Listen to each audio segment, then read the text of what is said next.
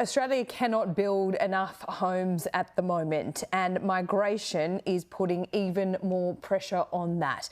On this program, over the last couple of days, we've showed you data points that show that home construction and approvals at their lowest rate. Also, rental availability well below 1% in some major cities. So that housing target, what does that mean at the moment? 1.2 million new homes in 5 years. That was a promise by Anthony Albanese. That looks like a pipe dream at this point. Joining me now is a Shadow Housing Minister, Michael Sukkar. Michael, thanks so much for your time. Look, not all of this is the federal government's fault. This can't be done through one level of government, but it is well behind. What's the quick solution here? Well, just to touch on that, Laura, what is in the government's control is the number of migrants they allow into this country. And the analysis that has been reported widely today that you've touched on as well, Laura, shows that we've got migrants running at 4 times the number of homes being built. So we've got migration over the past 18 months of about 900,000. We've got about 250,000 homes built. We see the Urban Development Institute say today that those number of homes being built is going to drop even further, and we see that through the approvals data. So what is in the government's control is you either have an uncontrolled migration program that has absolutely nothing to do with the number of homes being built, or you have a planned migration program, and that's really the point we're making, and that is in the government's control. And finally, Laura, in relation to the 1.2 million homes promise from the government, it's not worth the paper it's written on. We've now got new home builds at nearly 20-year lows at a time when migration's being ramped up. So that is squarely in the government's control, and no wonder we now see rents up 26% since the government was in power, and again, as you say, vacancy rates at historic lows. Yeah, houses don't get built overnight or even indeed in 2 years. So I think there's a failure of successive governments, past and present. Wouldn't you agree?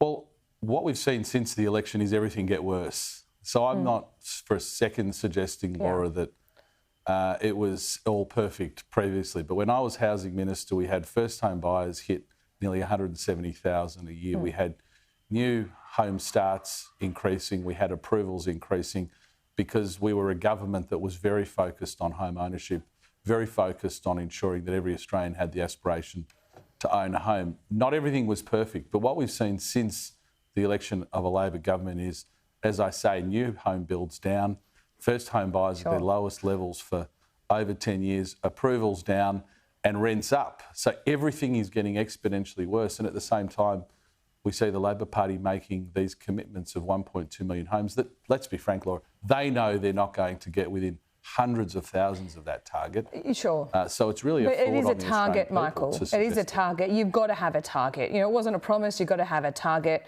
and whether you meet it or not, is a big problem. Let's go back and talk about migration for a second. Well, they're not, Laura. They're not even going to get close. I mean, they're going to miss that. And we've known that for quite some time. By hundreds of thousands. Yeah, they are.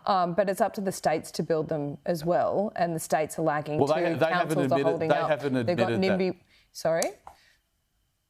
They haven't admitted that they won't meet that target, Laura. So no, I know. I asked Albo about it just 2 weeks ago. That's right. Within a bull's roar. Yeah, that's right. And it's well into next term. But let's talk about migration, because that's the immediate problem here. You say it's too high at the moment. Jobs still need to be filled. We still need the skilled migrants to help build these houses. So that's the problem. So what level should it be at? And, you know, what migrants intake should be slowed down? Would you slow down students? Would you slow down skilled visas? Humanitarian visas don't make up a huge cohort here. So where do you cut? Well, firstly, Laura, and very perversely, the government has not been ramping up migration of the sorts of trades that we need to build the homes. Quite the contrary, they've actually reduced that cohort of skilled migration for people who are building the homes, whether they're the electricians, the plumbers, the carpenters. They have not been the source of our increase in migration. So that's the first point. And so the suggestion from the government that somehow their uncontrolled migration has been an attempt to build up the industry so it could build more homes is wrong. They've actually done the opposite.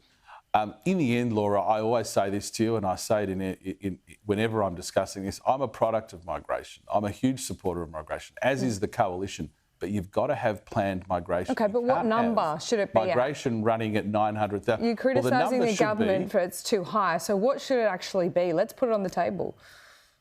Well, it needs to be a lot smaller and it needs to be tied to the amount of infrastructure you can deliver. This idea that governments get a free kick and can just bring in so you want migration to be tied to housing and infrastructure. So that would mean if there's no, houses being built at the moment at a rapid rate or infrastructure being built in a city like Sydney, there should be next to no migration. Well, it needs to be absolutely calibrated to the number of homes you can build, the infrastructure you can deliver, because in the end, Laura, we are a migrant nation, but we do that in order to create a better society for Australians that live here. And if running an uncontrolled migration program makes the standard of living of Australians worse, and even worse, Laura, makes the next generation of Australians feel as though they're unable to ever own their own home. Sure. Or let's be frank, even get a rental in their own city. Absolutely. It's horrific. Means that, of course, it has to be tied. So let's what you're saying on the figures that we have at the moment tied to migration, tied to infrastructure and housing for the next couple of years, that should be almost, reduced to zero or a couple of thousand a year. Well, our shadow spokesman will outline all of those policies in time, but I don't think it's controversial for me to say, and forcefully, that absolutely your migration intake has to be connected to the infrastructure and the housing that can be delivered. And if the government's suggesting that they can continue to bring hundreds of thousands of new migrants in without the homes being built, we vehemently disagree in the coalition. We think Australians should be able to get a rental, should be able to aspire to own a home, and in that sense, you've got to tie your migration to the number of homes that you built. All right, Michael, thanks so much for your time. I appreciate it. Good on you, Laura. Thank you.